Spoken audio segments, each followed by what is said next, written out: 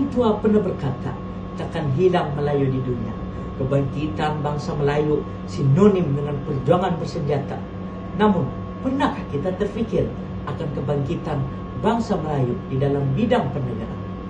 Assalamualaikum warahmatullahi wabarakatuh. Salam sejahtera, salam Malaysia Madani, dan salam Nadi Ilmu Amalan Membaca.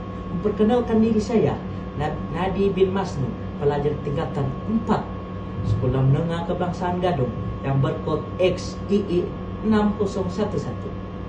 Terbang tinggi si burung merpati, tinggi lagi rasa di hati. Bukan hendak menambah lagi, tapi hendak meneliti. Ayo, ikuti saya dalam menghurai karya Agung Christmas yang berjudul Saudagar Besar dari Kuala Lumpur. Mempunyai 365 halaman yang diisi dengan 50 bab yang bertemakan dengan kebangkitan bangsa Melayu di dalam bidang perniagaan dan kegiatan gerakan dakwah Islamiah di kalangan masyarakat muda. Berkata pepatah, tak kenal maka tak cinta. Sebelum kita mengeksplorasi secara komprehensif perihal karya Agung ini, marilah kita teliti siapakah penjangganya. Dilahirkan di Kampung Ketari, Bentong Pahang pada 10 Jun 1922. Christmas atau nama sebenarnya Kamaluddin Muhammad ialah sastrawan negara pertama yang telah dinobatkan pada tahun 1981. Sepanjang hayat beliau, penulisan bertemakan soal cinta, kepincangan masyarakat, perjuangan kebangsaan, kisah darurat menjadi keunggulan beliau dalam pengkaryaan. Baiklah, tanpa membuang masa, ayo bersama saya kita menerukan novel ini. Karya ini dimulakan dengan mengisahkan tentang liku-liku kehidupan Encik Muhammad dalam menjalankan perniagaannya. Encik Muhammad merupakan salah seorang dari pengarah sebuah firma perdagangan yang terkenal di Kuala Lumpur dan berkongsi dengan Encik Tan serta Tan Sri Sheikh Aris. Encik Muhammad seorang yang bercita-cita besar dan telah membuka ladang orkid yang diuruskan oleh istrinya, Cik Cipah.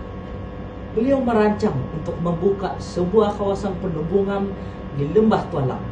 Antara kampung yang terlibat ialah kampungnya sendiri, yaitu Kampung Pulai. Encik Muhammad menghadapi masalah dan rintangan dalam memajukan Lembah Tualang sebagai kawasan penumbuhan. Beliau terpaksa membeli tanah orang kampung dan memindahkan mereka ke kawasan tanah rancangan Pemda. Pada masa yang sama, masyarakat memandang sirong terhadapnya setelah tersebar kabar angin mengatakan rancangannya memajukan Jeram Medang sebagai pusat maksiat.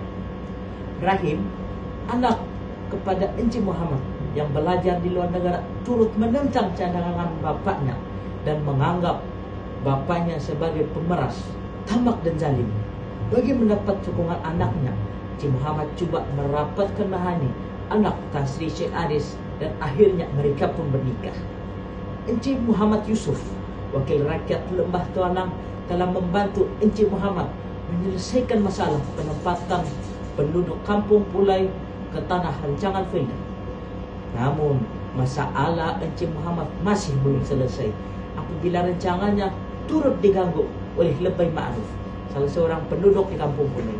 Lebay Ma'ruf merupakan seorang anak muda yang mempunyai tanah di situ dan tidak mau menjualkannya. Sebaliknya ingin mewakafkannya.